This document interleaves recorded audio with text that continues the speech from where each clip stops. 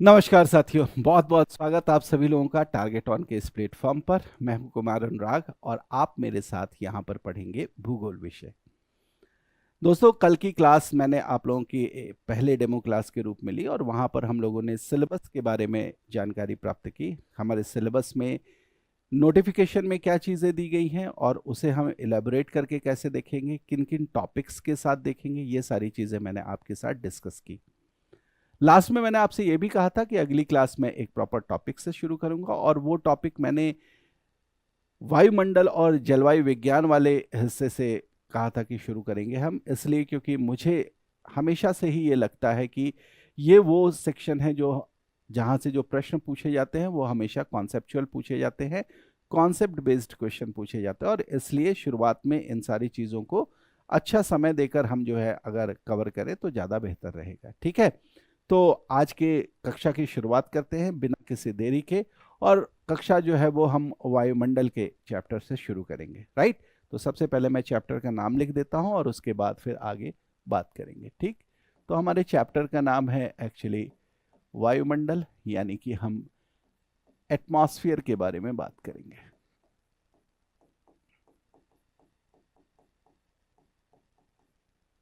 ठीक है, अब देखिए, जब भी हम वायुमंडल की बात करते हैं, जब हम इस शब्द को देखते हैं तो वायुमंडल को हम हमेशा ये मानकर चलते हैं कि वायुमंडल भी पृथ्वी का एक अभिन्न घटक है ना। वायुमंडल भी क्या है? पृथ्वी का एक अभिन्न घटक है। इसे अभिन्न घटक क्यों कह रहे हैं? इसलिए कह रहे हैं क्योंकि जब हम पृथ्वी की बात करेंगे तो बिना पृथ्वी के बिना वायुमंडल के, सॉरी, हम पृथ्वी की संकल्पना नहीं कर सकते। इस पूरे सौर मंडल में अगर आप देखेंगे तो एकमात्र पृथ्वी ही ऐसी ग्रह है जिसके ऊपर एक बहुत ही महत्वपूर्ण आवरण मिलता है जिसे हम वायुमंडल बोलते हैं। हमारे पूरे सौर मंडल में आप देखें कि अब हम 8 ग्रह काउंट करते हैं और इसके अलावा दूसरे सौर मंडल के जो है वो आकाशीय पिंड भी वहां पर आपको मिलते हैं, लेकिन पृथ्वी एकमात्र ऐसी ग्रह है जहां पर आपको एक सब्सटेंशियल एटमॉस्फेयर जो है वो मिलता है। और इस एटमॉस्फेयर के, इस वायुमंडल के होने की वजह से ही आप देखें कि इस पृथ्वी पर जीवन उपलब्ध है। वैसे तो पृथ्वी पर जल का होना भी एक बहुत ही महत्वपूर्ण कारक के रूप में देखा जाता है, लेकिन वायुमंडल की उपस्थिति भी एक बहुत ही महत्वपूर्ण कारक के रूप में देखी जाएगी, जिसकी वजह से आप कह रहे हैं कि पृथ्वी पर जीवन उपलब्ध है। हम सभी जीव जो है यहाँ पर इसीलिए रह पा रहे हैं क्योंकि वायुमंडल में उपस्थित जो गैसें या वायुमंडल के जो घटक हैं वो हमें कहीं ना कहीं सपोर्ट करते हैं। आप देखें ना, इस पृथ्वी पर जितने भी जीव हैं उन सभी को श्वसन करना अनिवार्य है और उस श्वसन के लिए जो महत्वपूर्ण ऑक्सीजन गैस है वो हमारे वायुमंडल में उपस्थित है। उसी प्रकार से सभी जीवों को न्यूट्रिशन चाहिए, पोषण चाहिए। पोषण के लिए उन्हें या तो स्वयं भोजन बनाना पड़ेगा, जैसे कि स्वपोषी पौधे हैं, या फिर दूसरों से भोजन प्राप्त करना पड़ेगा। तो दूसरों से भोजन तभी प्राप्त कर सकते हैं जब ऑलरेडी भोजन बना हुआ हो। और इसके लिए जब पौधे प्रकाश संश्लेषण की प्रक्रिया करते हैं तो उसमें जिस कार्बन डाइऑक्साइड का वो इस्तेमाल करते हैं वो वायुमंडल से मिलती है, राइट। इस पृथ्वी पर जो जल की उपलब्धता निरंतर बनी हुई है और जिस तरीके से ये जल चक्र के साथ जो है वो हमेशा से बनी हुई है, इस जल चक्र के चलने का भी एक महत्वपूर्ण कारक कौन है? वायुमंडल है, क्योंकि वायुमंडल में जलवाष्प की उपस्थिति और जलवाष्प की उपस्थिति के कारण होने वाली अलग अलग घटनाएं जो हैं उस जल चक्र में कहीं ना कहीं सहायक है। इसी वायुमंडल के होने के कारण आप देखते हैं कि हवाएं चल रही हैं। इसी वायुमंडल के होने के कारण आप देख रहे हैं कि मेघों का निर्माण होता है, बादल बनते हैं, वर्षा होती है। इसी वायुमंडल की उपस्थिति के कारण आप देखते हैं कि गर्मी कहीं पर ज़्यादा है, कहीं कम है, ठंड कहीं ज़्यादा है, कहीं कम है। जो ऊर्जा का स्रोत है, यानी कि जो आप कह सकते हैं कि सूर्य है ना, सूर्य जो है, इस सूर्य से प्राप्त होने वाली जो विकिरण है उस विकिरण को भी हम एक ऐसे आप कह सकते हैं कि किरण के बगैर या बहुत ही न्यूनतम मात्रा में वो किरण पृथ्वी तक पहुंच पाती है। बाकी उसकी जो हार्मफुल रेज है या जो आप कह सकते हैं कि हानिकारक किरणें हैं उनको वायुमंडल की उपस्थिति के कारण ही ऊपर रोक दिया जाता है, जिससे कि पृथ्वी पर रहने वाले जीव, विशेष तौर से हम जब मानव की बात करते हैं, तो वो सुरक्षित रह पाए। तो वायुमंडल के कारण हमने पराबैंगनी किरणों को रुकते हुए देखा, जो कि सूर्य के विकिरण के साथ नीचे आने के लिए तत्पर रहती हैं, राइट। तो इसका मतलब कि इस वायुमंडल का होना पृथ्वी के लिए हमेशा से ही आप कह सकते हैं कि उपयुक्त रहा, और इसी के कारण पृथ्वी पर जो है वो जीवों की उपलब्धता, जीवों की जो स्टेबिलिटी है, वो कहीं ना कहीं, स्थिरता जो है वो कहीं ना कहीं इंश्योर होती है, वो देखने को आपको मिलता है, राइट। तो इसलिए आप कहेंगे कि वायुमंडल जो है वो पृथ्वी का एक अभिन्न घटक है, ठीक है। इस पूरी पृथ्वी पर जब हम मैप या ग्लोब देखते हैं, तो इस पूरी पृथ्वी पर हमें दो चीजें दिखाई देती हैं। तीसरा अदृश्य वायुमंडल के रूप में ऊपर है। तो ये अदृश्य वायुमंडल कैसे ऊपर है? तो सबसे पहले ये वायुमंडल कहेंगे किसको? कहेंगे हम एक्चुअली वायु के उस आवरण को। ये क्या है? वायु का आवरण है, ठीक है, जो कि पृथ्वी के ऊपर टिका हुआ है। और किस लिए टिका हुआ है? वायुमंडल कैसे पृथ्वी पर टिका हुआ है? तो इसका कारण है कि ये जो है वो पृथ्वी के गुरुत्वाकर्षण के कारण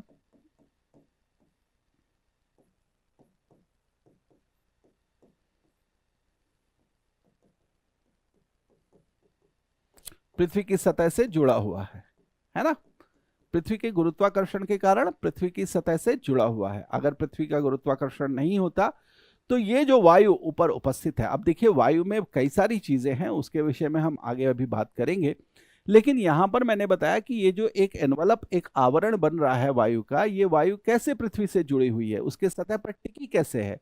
तो पृथ्वी के सतह पर ये टिकी हुई है पृथ्वी के गुरुत्वाकर्षण के कारण, जो कि उसे लगातार अपनी ओर खींच रहा है। ओके, अब यहां पर हम बात करेंगे कि भाई हमने वायुमंडल की बात कर ली। वायुमंडल में हम कह रहे हैं वायु का ये आवरण है, तो जिससे हम वायु कह रहे हैं, ये वायु आखिर क्या है? ये वायु आखिर क्या है? तो हमें ये बताया जाता है कि भाई वायु जो है वो एक प्रकार का मिश्रण है, जिसमें कई भिन्न भिन्न प्रकार के पदार्थ जो है वो सम्मिलित है। मिश्रण है ना। वायु क्या है? वायु एक प्रकार का मिश्रण है कई सारे पदार्थों का, ठीक।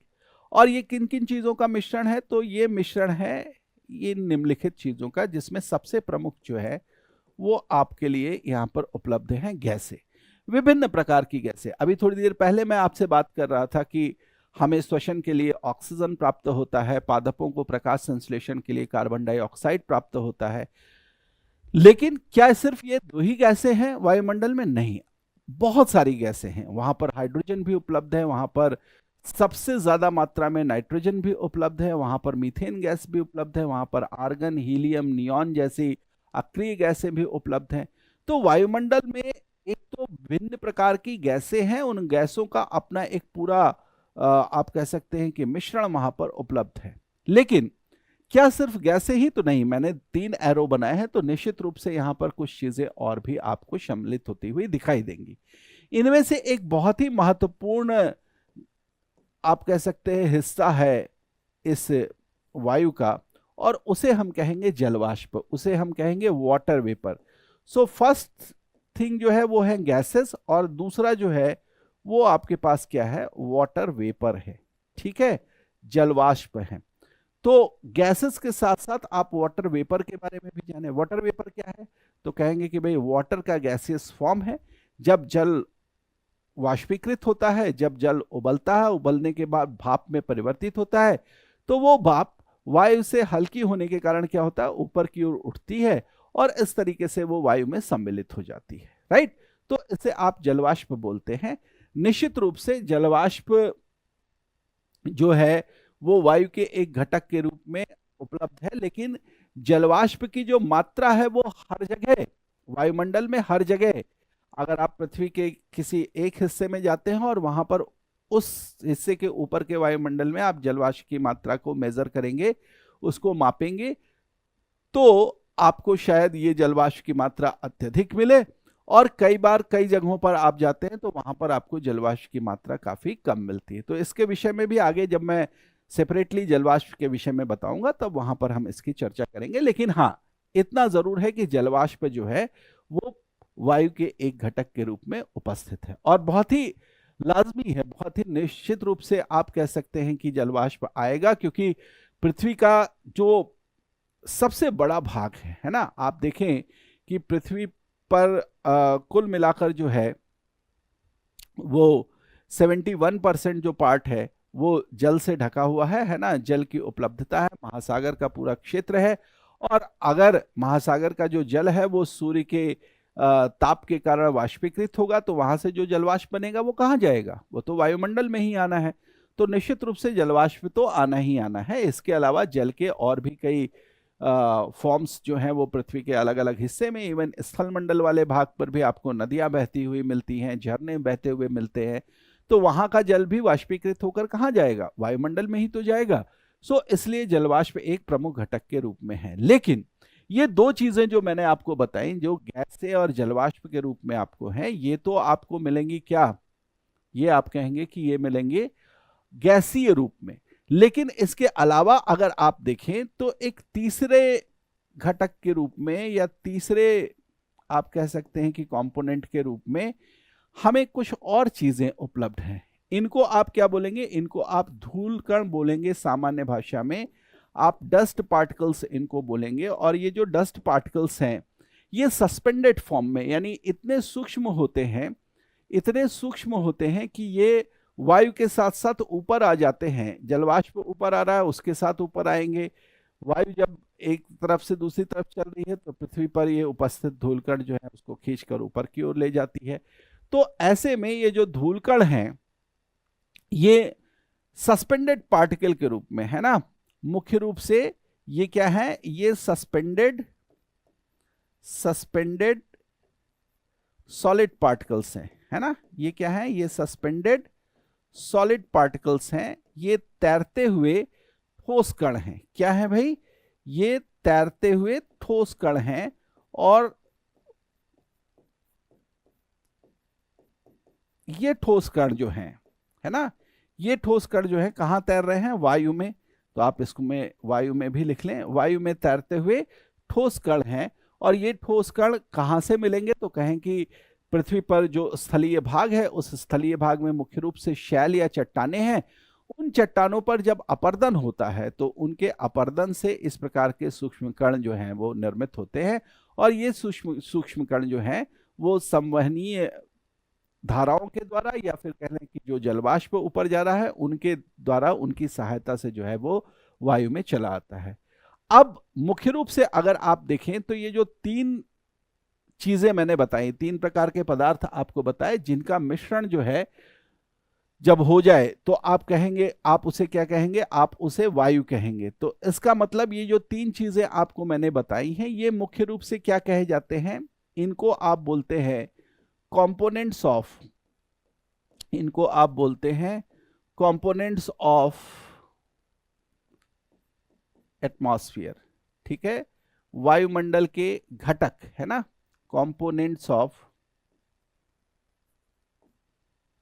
सॉरी एटमॉस्फेयर लिखना था ना, एटमॉस्फेयर,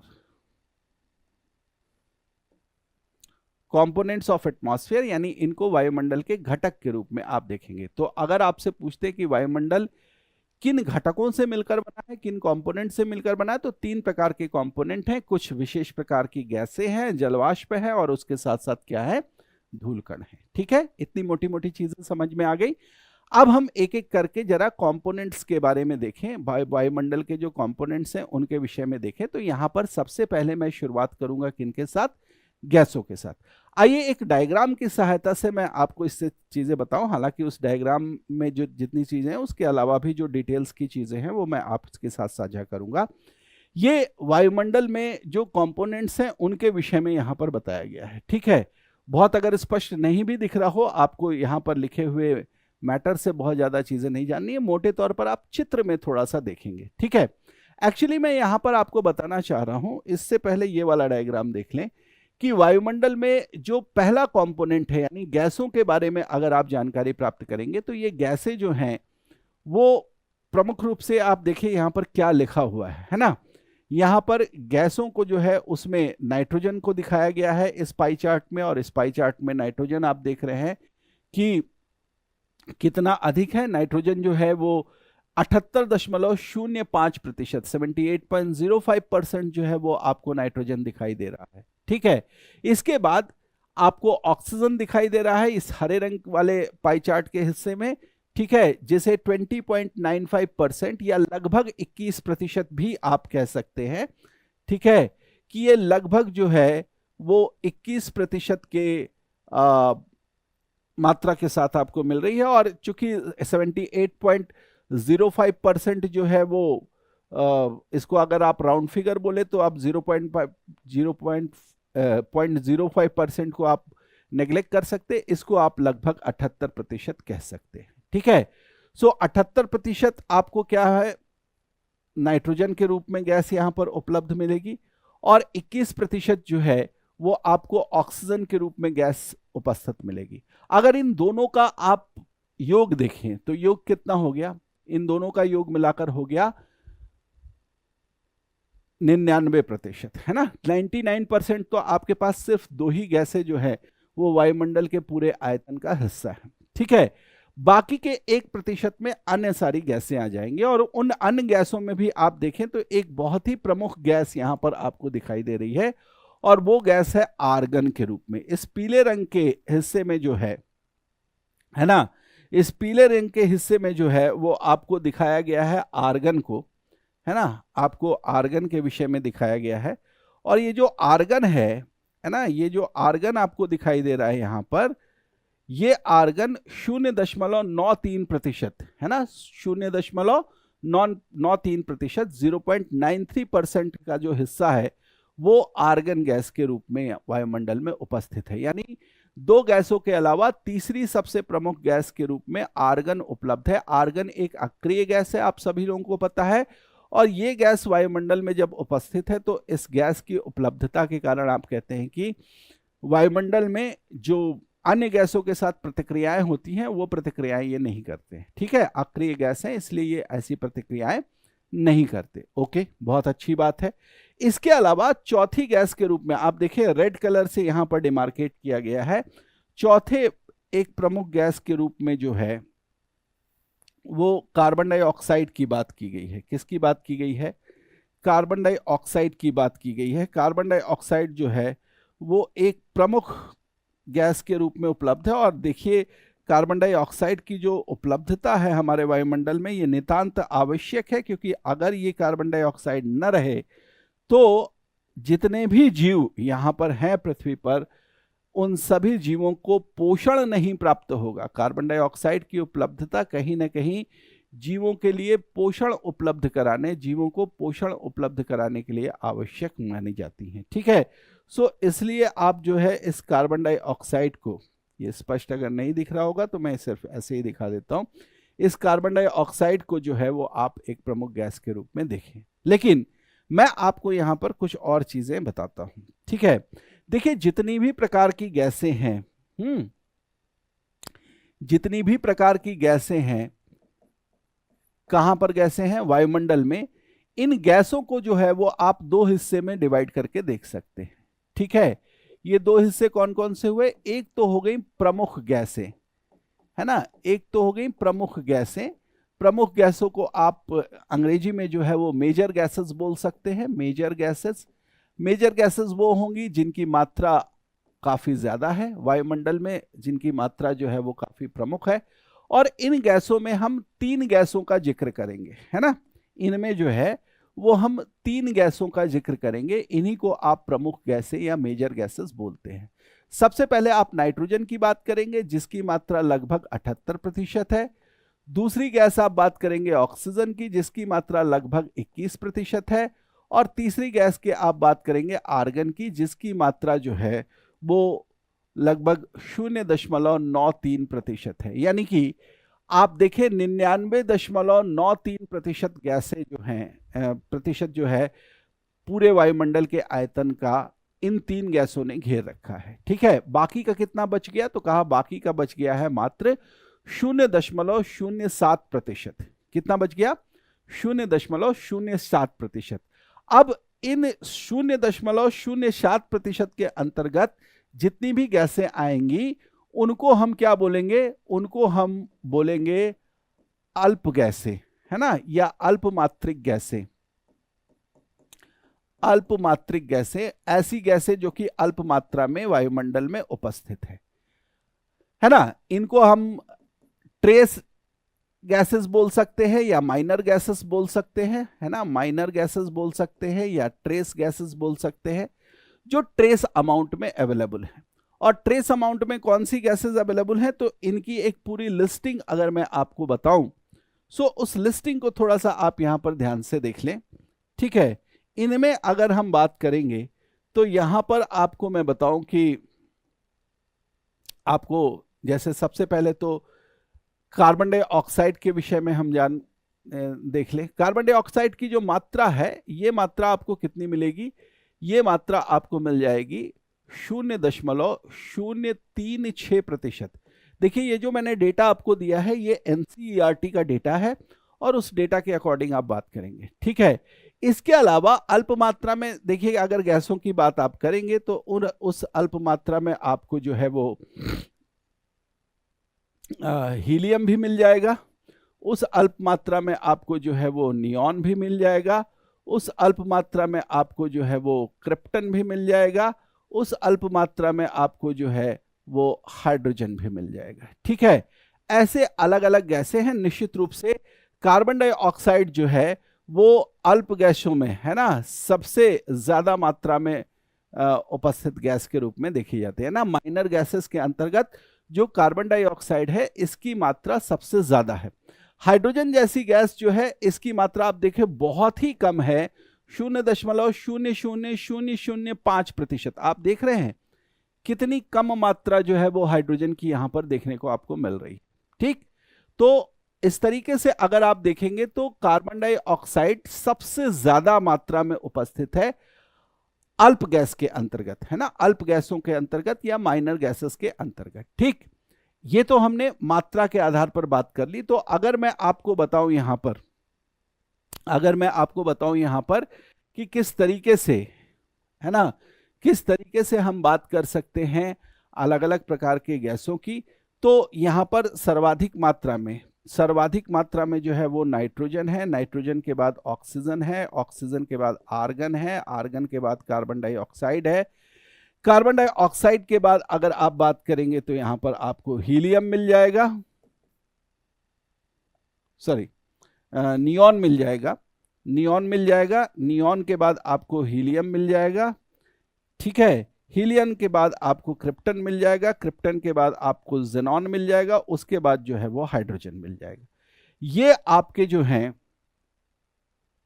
ठीक है, ये आपकी जो हैं वो गैसेस हैं जिन गैसेस को आप यहां पर देख सकते हैं इनके क्रम के आधार पर। लेकिन यहां पर मैं थोड़ा सा जिक्र करना चाहूंगा, ये तो एक ऑर्डर मिल गया है ना, गैसों का घटता क्रम, ठीक है। ये क्या है, ये गैसों की प्रतिशतता के आधार पर, प्रतिशत के आधार पर घटता क्रम, ठीक है। इनका जो घटता क्रम है वो आपको यहां पर मैं बता रहा हूं के आधार पर घटता क्रम, ठीक है। अब मैं एक प्रश्न का यहां पर जिक्र कर दूं। वो प्रश्न क्या है कि अगर आपसे ये पूछ लिया जाए कि भाई इस वायुमंडल में ना बहुत सारी अक्रिय गैसें उपलब्ध हैं और इन अक्रिय गैसों का अगर आप घटता क्रम बताएंगे तो वो किस तरीके से दिखाया जाएगा, ठीक। अब अक्रिय गैसों में मैं बताऊं आपको यहां पर, आइए नया एक चार्ट बना लेते हैं।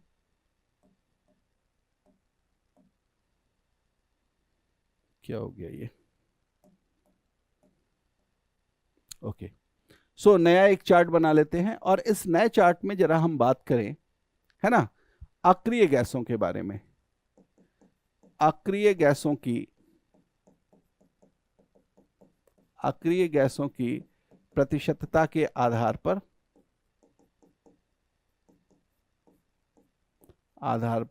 घटता क्रम, ठीक है।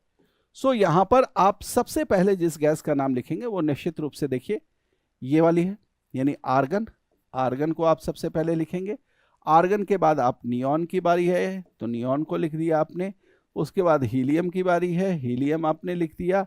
फिर क्रिप्टॉन की बारी है तो आपने क्रिप्टॉन लिख दिया। इसके बाद जेनॉन की बारी आ जाएगी तो जेनॉन को आप इसके नीचे लिख सकते हैं, है ना, जेनॉन एक्सी इसको बोलेंगे।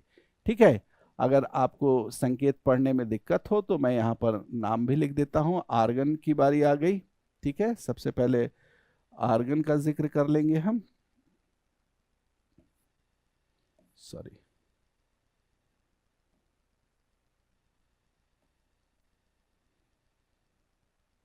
ठीक है, आर्गन का जिक्र कर लिया। ओहो,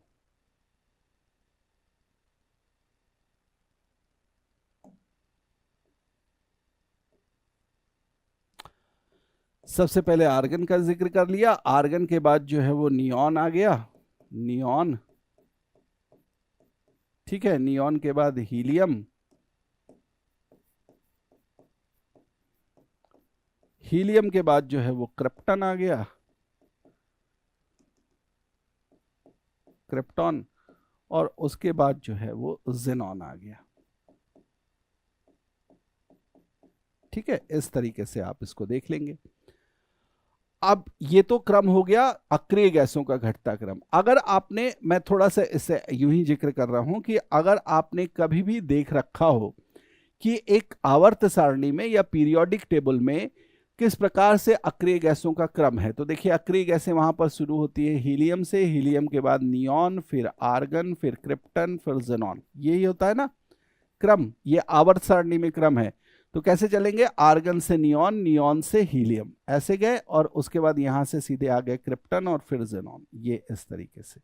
तो ऐसा भी आप कर सकते हैं, याद रख सकते हैं अगर आपको याद रखना है तो। ठीक है, या फिर आप सीधे सीधे बात कर सकते हैं, सीधे सीधे आप बात कर सकते हैं कि कैसे जो है वो आप इनका क्रम वायुमंडल में देख पाते, तो वो इस तरीके से। अब एक छोटी सी चर्चा और यहां पर कर लेते हैं कि अगर हम वायुमंडल में इनकी बात करते हैं तो देखिए पूरे वायुमंडल को में अगर आप देखेंगे तो जितनी भी प्रकार की गैसें यहां पर अभी मैंने आपके साथ डिस्कस किए, ये सारी गैसें अपने सर्वाधिक मात्रा में, या आप कह सकते हैं कि अपने सर्वाधिक प्रतिशतता के साथ कहां पर मिल रही हैं, वायुमंडल के निचले हिस्से में मिल रही है।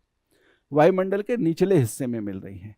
वैसे तो अभी आगे हम वायुमंडल की जब संरचना और उसकी लेयर्स, उसके स्तरों की बात करेंगे तो वहां पर हम एक एक लेयर में डिस्कशन करेंगे इन चीजों का।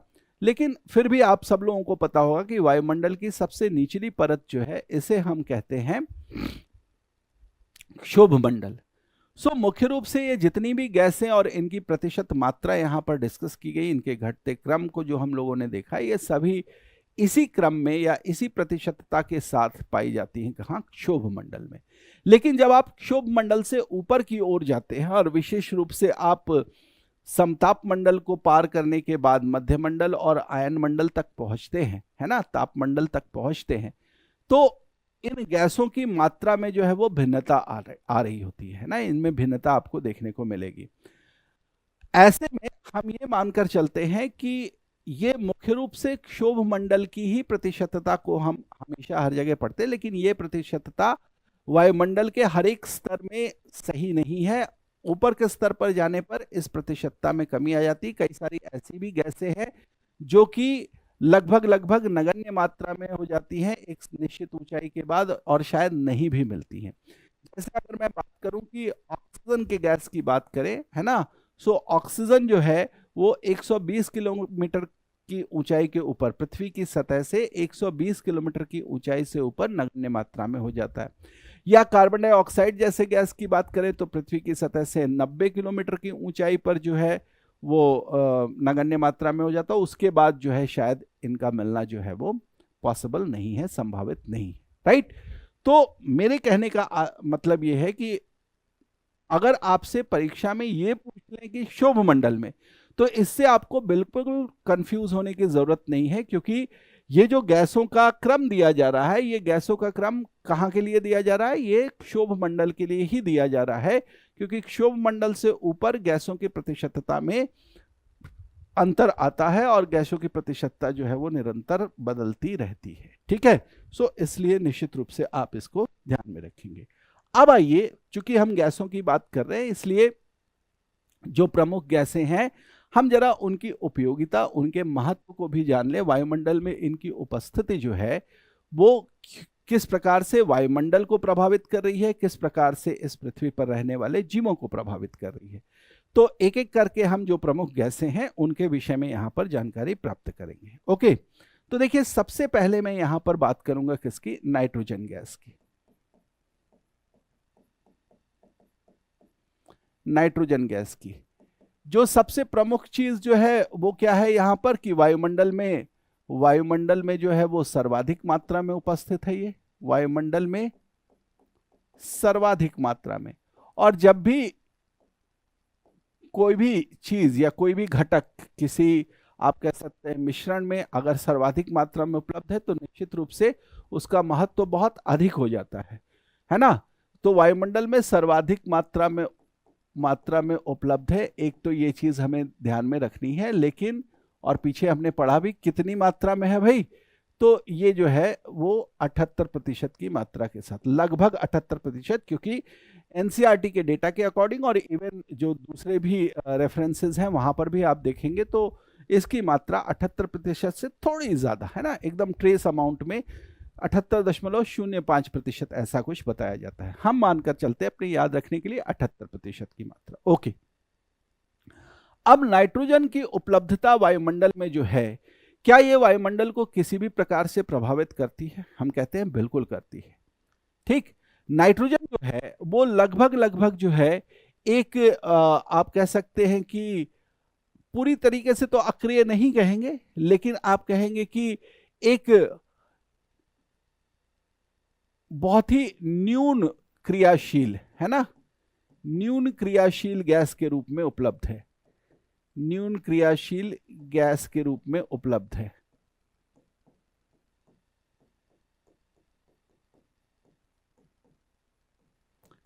ठीक, और इसका ये जो गुण है वो एक्चुअली क्या करता है, इसकी वजह से जो हमारा वायुमंडल है ना, हमारा वायुमंडल जो है, वायुमंडल में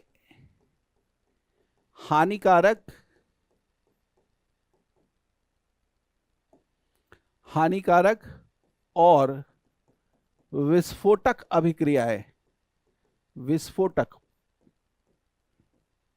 एक्सप्लोजिव है ना, विस्फोटक अभिक्रियाएं नहीं होने देता।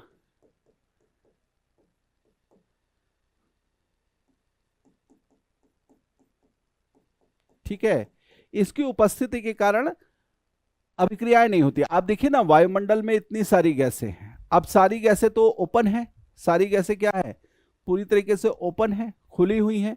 ठीक है, कोई उनको रोकने वाला नहीं है वहां पर। लेकिन अगर ये सारी गैसें बहुत ही ज्यादा अभिक्रियाशील होती तो ये गैसें आपस में फटाफट मिलकर एक दूसरे से अभिक्रिया करके और नए नए कंपाउंड्स, नए नए जो है वो आप कह सकते हैं कि चीजें बनाती, नए नए मिश्रण बनाती, और उनमें से हो सकता था कुछ ऐसे भी होते जो विस्फोटक होते, कुछ ऐसे भी होते जो पॉइजनस होते, विषैले होते, है ना, कुछ कॉम्पोजिशंस ऐसे होते।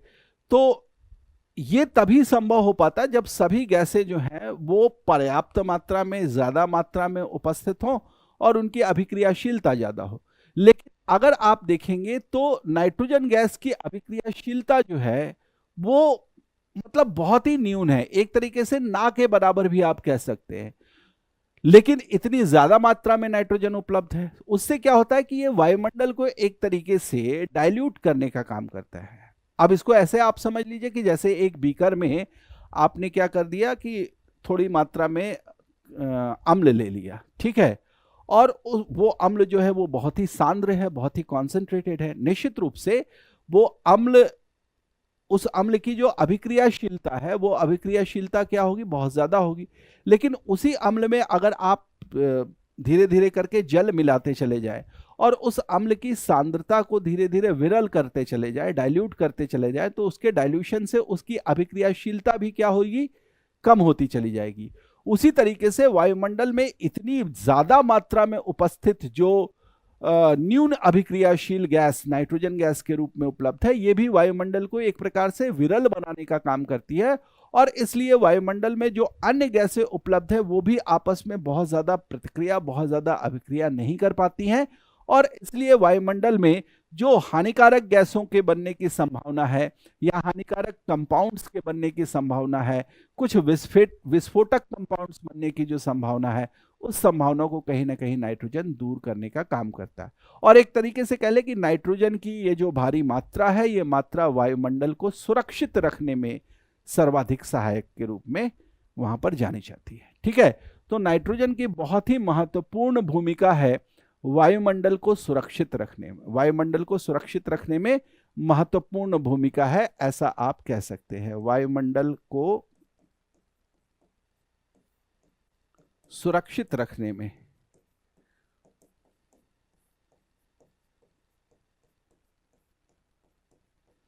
महत्वपूर्ण भूमिका।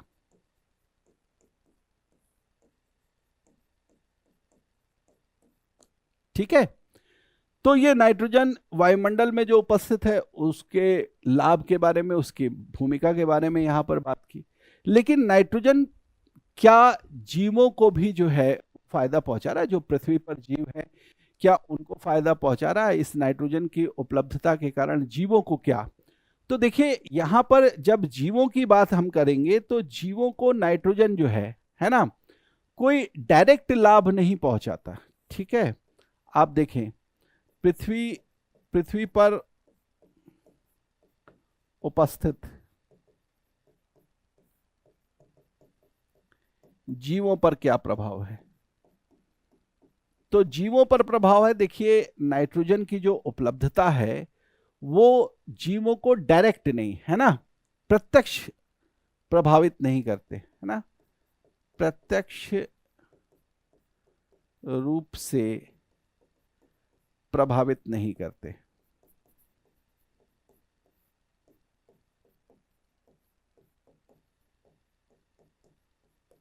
ठीक है, कैसे प्रभावित करते हैं? अप्रत्यक्ष रूप से। अप्रत्यक्ष रूप से क्यों नहीं करते? देखिए, अगर हम बात करें, अपना ही उदाहरण ले ले, मनुष्यों का उदाहरण ले ले, तो हम क्या करते हैं? हम कहते हैं कि जब हम श्वसन कर रहे होते हैं तो हम ऑक्सीजन गैस लेते हैं। वास्तविकता क्या है? आप जब श्वसन करते हैं और खासतौर से जब श्वास अंदर की ओर खींचते हैं, तो क्या हमारे नॉस्ट्रिल्स, हमारे ये जो नासिका द्वार है और जो नासिका गुहा है, क्या यहाँ पर कोई भी ऐसा मैकेनिज्म है, या नाक के अंदर ही कोई ऐसा मैकेनिज्म है जिसके कारण वायु में जो उपस्थित गैसें हैं, अलग अलग गैसें हैं, पूरा मिश्रण है, ठीक है, और इवन वहां पर धूलकण भी है, वहां पर जलवाष्प भी है, क्या नॉस्ट्रिल्स में कोई भी ऐसा मैकेनिज्म है जिसके कारण आप ये कहें कि ऑक्सीजन को छानकर अंदर हम खींचते हैं? ऐसा कुछ है? नहीं।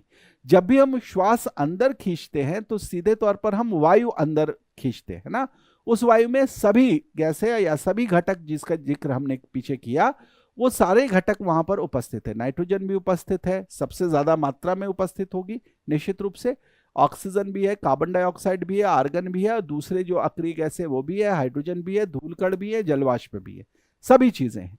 ये सभी चीजें एक प्रॉपर पाथ फॉलो करते हुए कहां? लास्ट में फेफड़ों के उस हिस्से में पहुंचते हैं जहां पर गैसेस एक्सचेंज या गैसीय विनिमय होना है, और वहां पर उस खास हिस्से को, जिसको आप एल्वियोली या कूपिका बोलते हैं, उस कूपिका के वॉल से या उस कूपिका एल्वियोलर वॉल से जो है ऑक्सीजन गैस जो है वो छनकर बाहर चला जाता है हीमोग्लोबिन पर, और उसी एल्वियोलर वॉल को पार करके हीमोग्लोबिन द्वारा लाया गया कार्बन डाइऑक्साइड एल्वियोली में आए हुए वायु में चला आता है, और फिर जब हम श्वास बाहर छोड़ते हैं तो वो वायु बाहर चली आती है। आपको मैकेनिज्म समझ में आया?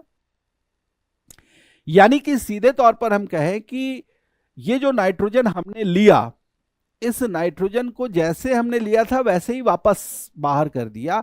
इस नाइट्रोजन का हमारे शरीर में कोई उपयोग नहीं किया गया। अब आप कहेंगे कि अगर नाइट्रोजन की कोई उपयोगिता नहीं है तो क्या नाइट्रोजन को हम किसी भी रूप में इस्तेमाल नहीं करते? अभी आप देखें, मैं आपको बताऊं कि अगर नाइट्रोजन ना हो तो इस शरीर की कल्पना कर पाना भी बड़ा मुश्किल है। आपको अगर आश्चर्य हो रहा होगा तो थोड़ा सा और जिक्र करते हैं, ये आपको आपके बायोलॉजी वाले सर ने बताया होगा, अपने एनके सर ने, कि एक जीव की जो बनने की शुरुआत होती है कोशिका से होती है। उस कोशिका का एक प्रमुख हिस्सा जो होता है वो कोशिका झिल्ली या फिर प्लाज्मा मेम्ब्रेन जिसको आप बोलते हैं, और उस प्लाज्मा मेम्ब्रेन का निर्माण जो है वो लिपिड और प्रोटीन यानी वसा और प्रोटीन के कारण होता है। और जब भी आप प्रोटीन शब्द का इस्तेमाल करते हैं, प्रोटीन की बात करते हैं, तो प्रोटीन का निर्माण अमीनो अम्लों के कारण होता है। अमीनो अम्लों का निर्माण जो होगा उसमें नाइट्रोजन और हाइड्रोजन जो है वो घटक के रूप में उपस्थित होंगे। यानी कि अगर नाइट्रोजन ना हो तो प्रोटीन नहीं बनेंगे, प्रोटीन ना बनेगा तो प्लाज्मा मेम्ब्रेन नहीं बनेगा, तो जीव का निर्माण कैसे होगा? कोशिका ही नहीं बन पाएगी। आप समझ रहे हैं? कोशिका का निर्माण जो है वो नाइट्रोजन के कारण है, लेकिन ईश्वर ने, प्रकृति ने हमें कोई भी ऐसा मैकेनिज्म नहीं दिया जिससे इतनी ज्यादा मात्रा में उपस्थित नाइट्रोजन को हम सीधे तौर पर इस्तेमाल कर सके। नहीं, हम इस्तेमाल उस रूप में नहीं कर सकते। हमें कैसे इस्तेमाल करना बताया गया? हमें बताया गया कि भाई आप प्रकृति में बहुत सारे भोज्य पदार्थ हैं, उनमें प्रोटीन की उपलब्धता है, उनमें अमीनो अम्लों की उपलब्धता है, आप ऐसे भोज्य पदार्थों का उपयोग करें। ये प्रोटीन और अमीनो अम्ल आपके जब शरीर में पहुंचेंगे तो वहां पर इनका उपयोग कर लिया जाएगा, है ना। सो नाइट्रोजन का भी डायरेक्ट इंपैक्ट नहीं है। अच्छा, फिर आप कहेंगे भाई जिनके लिए हम ये कह रहे हैं कि प्रकृति में प्रोटीन उपलब्ध है वो तो प्रोटीन बना रहे होंगे, और खासतौर से पादपों का जिक्र करें तो पादपों में भी कोई ऐसा मैकेनिज्म नहीं दिया है प्रकृति ने, है ना, जिससे पादप भी डायरेक्ट नाइट्रोजन को यूज कर सके। वो भी प्रत्यक्ष रूप से यूज नहीं कर पाते। प्रकृति में सिर्फ कुछ ही ऐसे जीव हैं, कुछ ही ऐसे जीव हैं गिने चुने, जिनको प्रकृति ने यह सुविधा दी है कि भाई वायुमंडल में उपस्थित जो नाइट्रोजन है उस नाइट्रोजन का उपयोग करके और उसे दूसरे रूप में परिवर्तित करके आप अन्य जीवों को उपलब्ध कराएंगे। आप देखें, ये जिन जीवों को वरदान मिला हुआ है इस नाइट्रोजन के उपयोग करने का, वो कितने महत्वपूर्ण है। और ये जो भी जीव नाइट्रोजन का सीधे तौर पर उपयोग कर पाते हैं, इन्हें हम बैक्टीरिया की श्रेणी में, जीवाणु की श्रेणी में रखते हैं। किस श्रेणी में रखेंगे? जीवाणु की श्रेणी में रखते हैं। और विशेष प्रकार के इन जीवाणुओं को हम क्या बोलते हैं? नाइट्रीकरण करने वाले जीवाणु बोलते हैं, नाइट्रीकरण करने वाले बैक्टीरिया बोलते हैं। इन जीवाणुओं का काम है कि ये वायुमंडल से नाइट्रोजन को अवशोषित करने की क्षमता रखते हैं। इन जीवाणुओं का काम है कि ये नाइट्रोजन को जब वायुमंडल से अवशोषित कर लेते हैं तो उसके अवशोषण के बाद उसे परिवर्तित करते हैं दूसरे कंपाउंड्स के फॉर्म में, उसे नाइट्रेट और नाइट्राइट के फॉर्म में परिवर्तित करते हैं, और उसके बाद ये उसका मिट्टी में स्थिरीकरण करते हैं, है ना, और फिक्सेशन करते हैं, जिस प्रक्रिया को हम नाइट्रोजन का स्थिरीकरण या नाइट्रोजन फिक्सेशन बोलते हैं। और जब नाइट्रोजन इस रूप में मिट्टी में उपलब्ध करा दिया जाता है, तब जाकर पादप जो है उस नाइट्रेट के रूप में जो है वो उपयोग कर पाते हैं उस नाइट्रोजन का, और उस नाइट्रोजन का फिर अपने शरीर के अंदर भोजन निर्माण की प्रक्रिया के दौरान प्रोटीन में परिवर्तित कर पाते हैं। जब ये प्रोटीन पादप बना लेते हैं तो उस प्रोटीन का उपयोग अन्य जीव और मनुष्य करते हैं, और उनके शरीर में भी प्रोटीन पहुंचता है। आप समझ रहे हैं, एक पूरी क्लिष्ट प्रक्रिया है, जिस क्लिष्ट प्रक्रिया के कारण नाइट्रोजन जो है वो जीवों के शरीर में जा रहा है, लेकिन कभी भी प्रत्यक्ष रूप में नहीं जा रहा। प्रत्यक्ष रूप से सिर्फ कुछ जीवों को ही प्रकृति ने ऐसी सुविधा दी है कि वो नाइट्रोजन का मुक्त रूप से जो है वो अवशोषण कर पाएंगे। और ये कौन से हैं? नाइट्रीकरण करने वाले बैक्टीरिया। ठीक है, इसमें आप कई सारे बैक्टीरिया का जिक्र कर सकते हैं। आप इसमें सबसे प्रमुख जो है उसमें आप राइजोबियम की बात कर सकते हैं। राइजोबियम एक ऐसा जीवाणु है जो दलहनी पौधों के जड़ों में उपस्थित जो गांठें हैं उन गांठों में निवास करता है, वहीं पर रहता है, और वहां से ये नाइट्रोजन को अवशोषित करके उसका फिक्सेशन करता है मिट्टी में नाइट्रेट और नाइट्राइट के रूप में, और तब जो दलहनी पौधे हैं, दलहनी फसलें हैं, वो अपने जड़ों के द्वारा इसे अवशोषित करके और उसे फिर प्रोटीन के रूप में परिवर्तित करती है। ठीक है, ये पूरी प्रक्रिया आपको समझ में आ गई होगी, उम्मीद है। ओके, तो देखिए, एक चीज तो समझ में हमें आ गई कि नाइट्रोजन का प्रत्यक्ष रूप से उपयोग सभी जीव नहीं करते, कुछ एक जीवों के पास ही यह सुविधा दी गई है। अच्छा, दूसरी महत्वपूर्ण चीज कि हमने कभी भी, आप तो आपकी उम्र भी बहुत ज़्यादा नहीं है, और अगर हम पृथ्वी पर रहने वाले और पृथ्वी पर जितने समय से लोग रह रहे हैं उससे हम अगर हम तुलना करें तो मेरी उम्र भी बहुत ज़्यादा नहीं है। लेकिन मुझे याद है कि जब पहली बार मैंने छोटी कक्षा में, सपोज हमारे समय में तो पांचवी छठी कक्षा में ये बताया गया था, तो अगर पांचवी छठी कक्षा में जब मुझे पहली बार बताया गया था कि वायुमंडल में अलग अलग प्रकार की गैसें हैं और उसमें नाइट्रोजन जैसी गैस जो है 78% की मात्रा के साथ है, तो आज तक वो 78% ही है ना, उसमें चेंज नहीं हुआ, उसमें परिवर्तन नहीं हुआ। तो ऐसा क्यों है? कोई भी गैस, इवन जितनी भी अन्य गैसें हैं उनके साथ भी यही मात्रा है। एक आधी ऐसी गैसें हैं जिनके मात्रा को हम बढ़ता या घटता हुआ देखते हैं, और उसके कारण पर भी हम आगे बात करेंगे। लेकिन जब आप नाइट्रोजन की बात करते हैं तो नाइट्रोजन में आप हमेशा देखेंगे कि क्या होता है कि इसकी मात्रा जो है वही बताई जा रही है, 78% ही। ये कैसे संभव है? संभव इसलिए है क्योंकि जितनी मात्रा में नाइट्रोजन उपयोग में लाया गया इस पृथ्वी पर, अप्रत्यक्ष रूप से ही सही, तो उस नाइट्रोजन को वापस भी कर देते हैं एक ऐसी प्रक्रिया से जिसको हम विनाइट्रीकरण बोलते हैं। देखिए, जब कोई भी जीव नाइट्रोजन के कंपाउंड्स को उपयोग में लेता है तो उसको उपयोग में लेने के बाद उसकी प्रोसेसिंग होती है उस शरीर में, है ना। उपापचय के प्रक्रिया के दौरान जो प्रोटीन लिया है, उस प्रोटीन से जो अमीनो अम्ल का निर्माण हुआ, उन सारी चीजों की प्रोसेसिंग होती है। और उसके अंतर्गत जो जीव है वो क्या करते हैं कि कुछ अपशिष्ट पदार्थों का, जिसको कि नाइट्रोजन के साथ होते हैं या नाइट्रोजन के घटक के रूप में, नाइट्रोजन के घटक नहीं कहेंगे, नाइट्रोजन के कंपाउंड्स के रूप में ही होते हैं, ऐसे पदार्थ बनते हैं। जीव विज्ञान में ये बताया जाता है, बायोलॉजी में ये बताया जाता है कि ये अगर हम जीवों को देखें, खासतौर से जंतुओं की बात अगर हम करें, तो जंतुओं को आप 3 श्रेणी में डिवाइड कर सकते हैं, 3 भाग में डिवाइड कर सकते हैं। कुछ जीव ऐसे हैं जो कि जल में रहते हैं, जलीय जीव हैं, उनमें अगर नाइट्रोजन का उपयोग किया गया, प्रोटीन का उपयोग किया गया, अमीनो अम्ल जो प्रोटीन बनाने में उपयोग में लाए गए हैं उनका उपापचय हुआ, तो उसके बाद वहां पर अमोनिया का निर्माण होता है। और अमोनिया का निर्माण जो है वो एक विषैले पदार्थ के रूप में हुआ। ये जीव उस अमोनिया को अपने शरीर से अपशिष्ट पदार्थ के रूप में बाहर करते हैं। ऐसे सारे जीव जल में मुख्य रूप से पाए जाते हैं, क्योंकि अमोनिया इतना विषैला होता है कि अगर उसे शरीर के आसपास कॉन्सेंट्रेटेड फॉर्म में रखा गया तो जीव मर भी सकता है। इसलिए जल में जैसे ही उसे छोड़ा जाता है तो जल की उपस्थिति के कारण वो तुरंत डाइल्यूट हो जाता है, जिससे जीवों पर प्रभाव नहीं पड़ता, वो जीवित रहते हैं। ठीक है, तो ऐसे जीवों को जो कि अमोनिया के रूप में अपशिष्ट पदार्थ बनाते हैं प्रोटीन के उपापचय के बाद, तो उसे आप बोलते हैं अमोनोटेलिक जीव।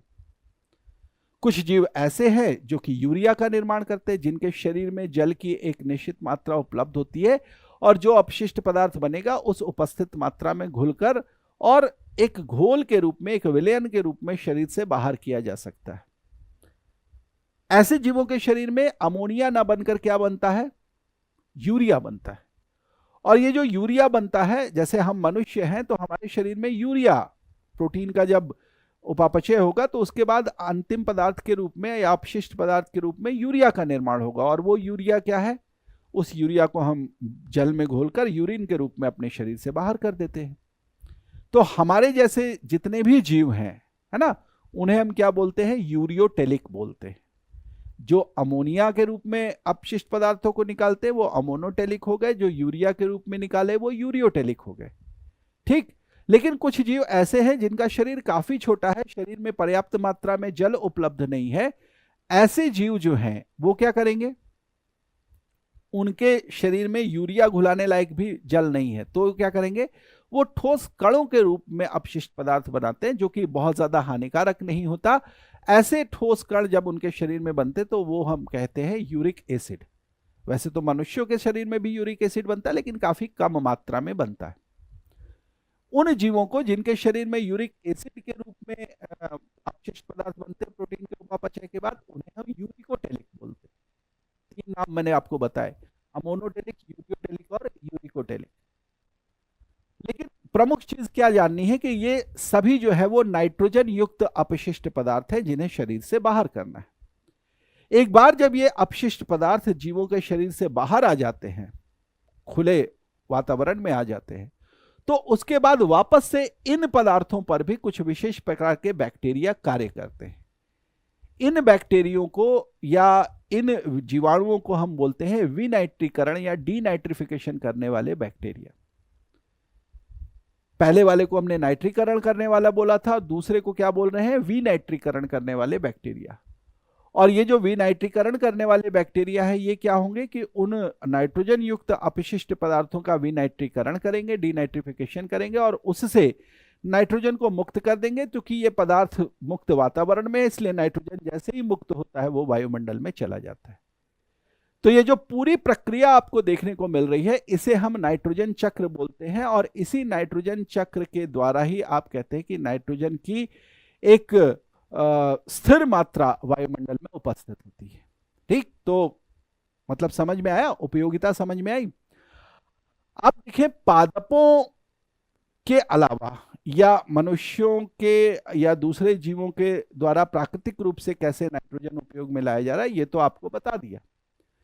लेकिन हम मनुष्य क्या करते हैं कि नाइट्रोजन का उपयोग जो है, वायुमंडल में जो उपस्थित नाइट्रोजन है, उसका विभिन्न तकनीकों और वैज्ञानिक प्रक्रियाओं का उपयोग करके उस नाइट्रोजन का उपयोग जो है हम नाइट्रोजन युक्त उर्वरक बनाने में भी करते हैं।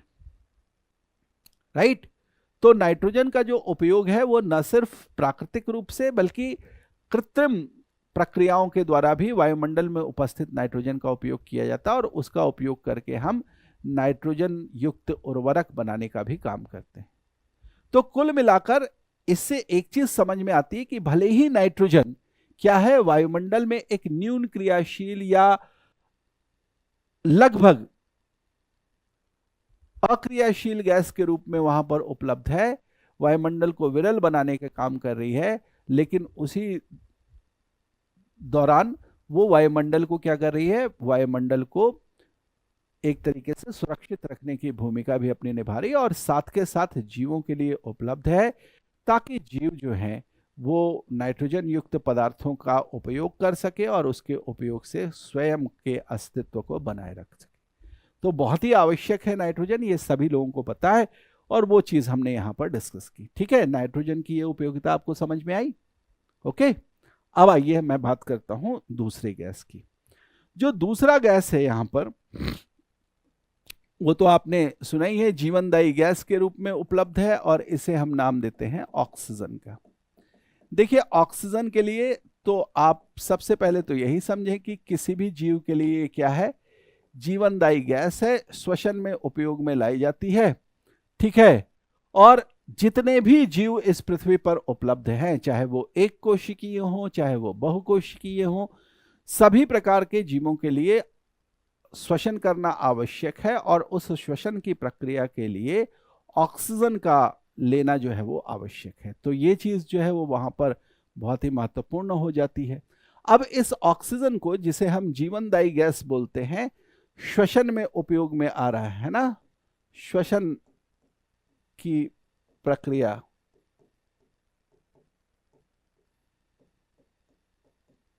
में प्रयुक्त।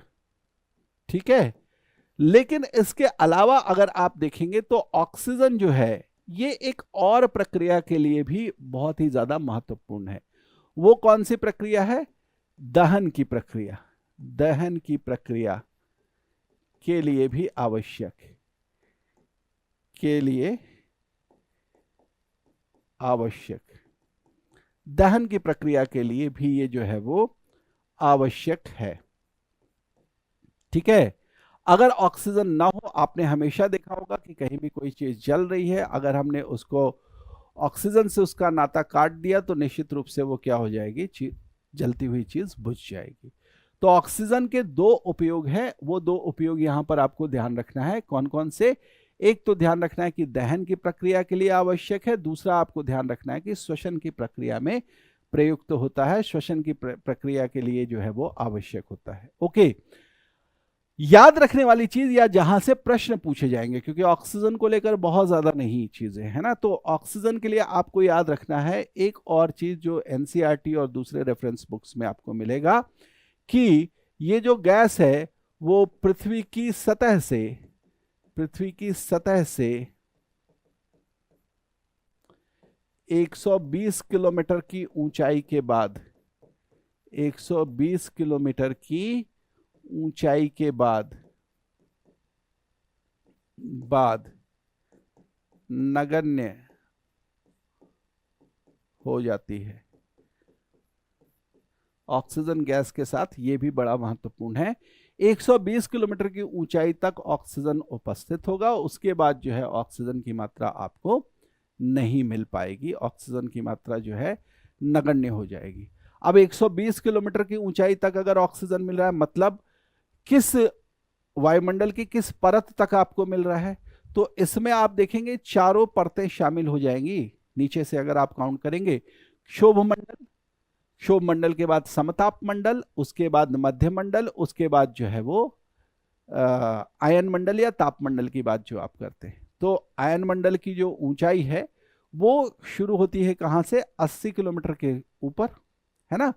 औसत ऊंचाई कहां से शुरू होती है, 80 किलोमीटर के ऊपर, यानी आयन मंडल के या ताप मंडल के निचले परत तक जो है वो ऑक्सीजन की उपलब्धता है। ऊपर जाने के बाद जो है वो ऑक्सीजन वहां पर अनुपस्थित हो जाता है या इसकी मात्रा जो है वो नगण्य हो जाती है ना। तो ये चीज आपको ध्यान में रखनी है कि 120 किलोमीटर की ऊंचाई तक अगर जा रहे हैं तो कौन कौन से मंडलों में ये मिलेगा, तो कहे कि क्षोभ मंडल में उपस्थित होगा, क्षोभ मंडल के बाद जो है ये समताप मंडल में भी जाएगा, समताप मंडल में भी उपस्थित होगा, ठीक है। उसके बाद जो है ये मध्य मंडल में भी उपस्थित होगा, और उसके बाद जो है ये आयन मंडल के या ताप मंडल के निचले हिस्से में, है ना, निचले भाग तक, ठीक है, यहां तक जो है वो इसकी उपस्थिति आपको ऑक्सीजन की मिलेगी। तो ये प्रमुख चीज जो है वो आप ऑक्सीजन के लिए याद रखें, ठीक है। गैसों में अभी हमने 2 की बात की है, बाकी की अन्य गैसें छोटी छोटी हैं। अगली कक्षा में मैं इनके विषय में बताऊंगा, जलवाष्प के विषय में बताऊंगा, और उसके अलावा हम धूलकणों के विषय में, उनके प्रभावों के विषय में बात करेंगे, और साथ के साथ वायुमंडल की जो प्रमुख परतें हैं उनके विषय में भी हम जानकारी प्राप्त करेंगे। तो उम्मीद है कि आप सभी लोगों को ये सारी चीजें समझ में आ रही होंगी। मैंने कोशिश की है कि आपको सरल भाषा में समझा सकूं, ताकि आप सभी जो है वो पूरी तरीके की क्लैरिटी के साथ, है ना, पूरी स्पष्टता के साथ चीज़ों को समझें, चीज़ें याद भी हो जाए, प्रमुख रूप से क्लास सुनते सुनते ही चीज़ें याद हो जाए, कोशिश हमारी यही रहेगी। सो आप सभी को इस उम्मीद के साथ आज मैं विदा कह रहा हूं कि अगली कक्षा में आप सभी फिर से उपस्थित होंगे, और अगली कक्षा में हम इससे आगे की चर्चा करेंगे। तो धन्यवाद आप सभी लोगों का पूरे पेशेंस के साथ इस पूरी क्लास में बने रहने के लिए। अगली कक्षा में मिलेंगे और इससे आगे की बात करेंगे। Thank you.